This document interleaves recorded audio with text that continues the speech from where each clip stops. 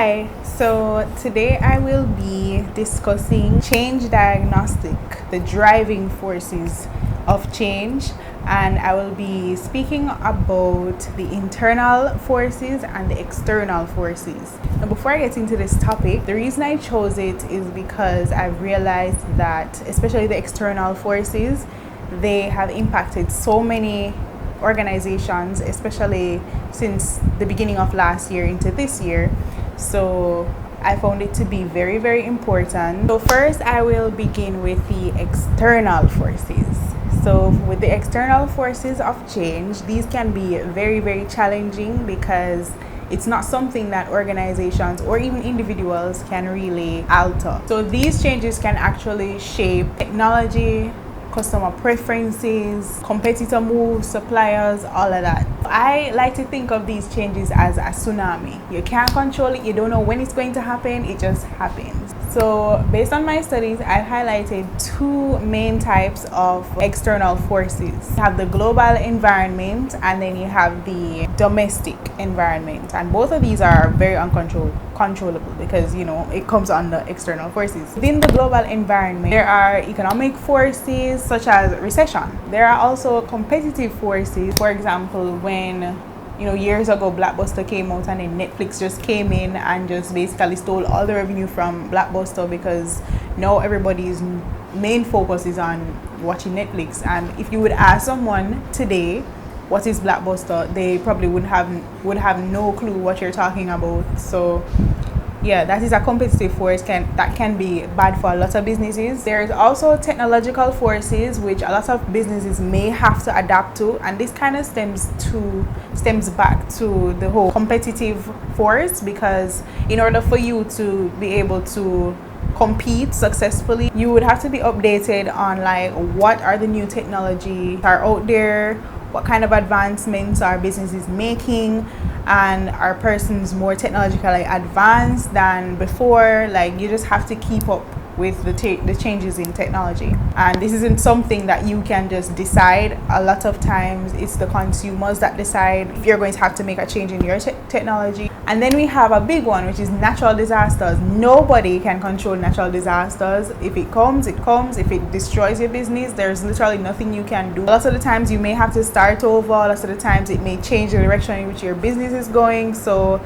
yeah, that's a big change that can really affect an organization. And then we have the domestic environment, which are like political forces, and these are just laws and regulations that are instilled by the government. We cannot change them because they're already put in place. One day the government decides to change a law, such as, for example, COVID.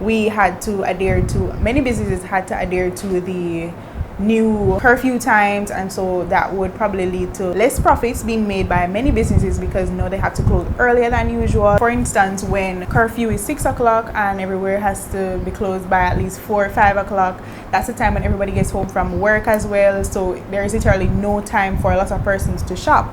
So some companies may not have been getting any profit during the daytime or at all.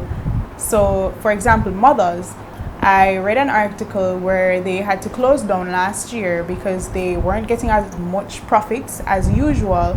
So they had to close down for a month or a month and a half, to kind of recover. And so that was because of the whole change in curfew times and not getting enough customers. There's also the economic climate. Once the economic climate changes, such as BOJ, then there's going to be some kind of issue where money is concerned, especially if the organization operates abroad or gets things from abroad or does business in Jamaica, and the way business is done as it pertains to the finances is changed, then that can really affect your business. Now for the internal forces, these are somewhat controllable. The good thing about internal forces is that within the organizational structure, it can be restructured. So if you need a new executive to be hired, it is that you need to introduce a new product, it can be done. With the organizational structure, this is the connection between actions and individual tasks. Organizational structure contains 4 things. You have centralization, formalization, chain of command, and departmentalization or span of control. Now, within organizations, centralization may mean that the concentration of decisions are made at higher levels. I personally think that decentralization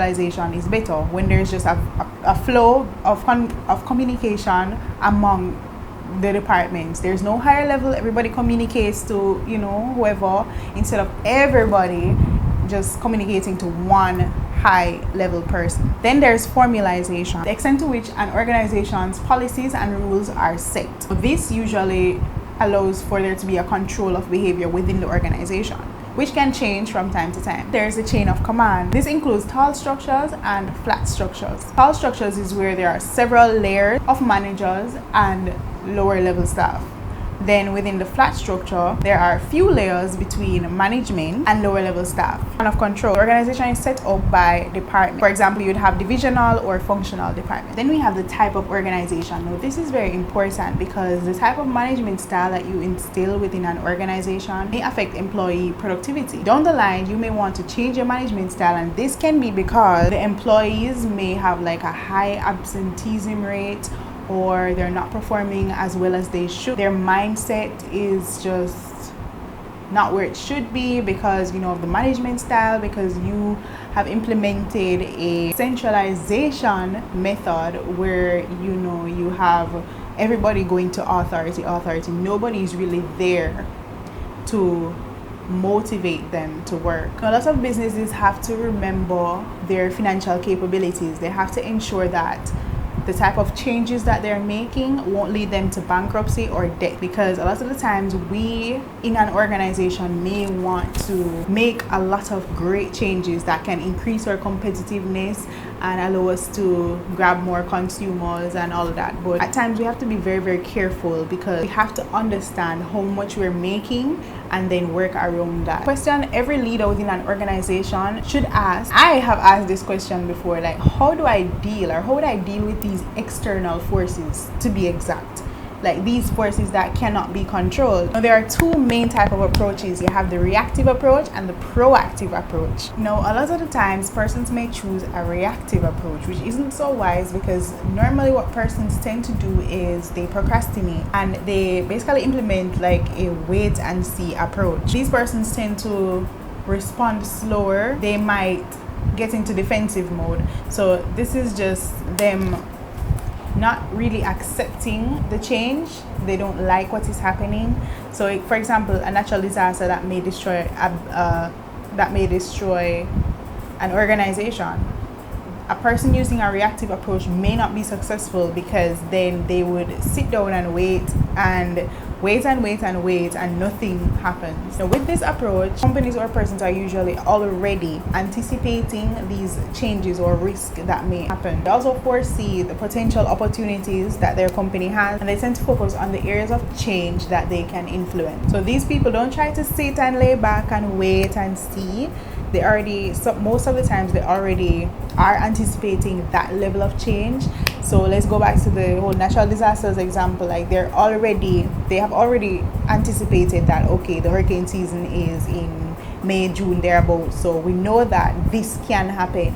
So they're already like one step ahead, basically. I believe being more aware and informed are the first steps to accepting change and being prepared for change. So yes, change is very important. Some changes you can actually manage right then and there, and some just hit you. The main takeaway from this is that once you implement a proactive approach rather than a reactive approach, your company will be successful no matter what change it is that the company has to go through. Yeah. Thank you.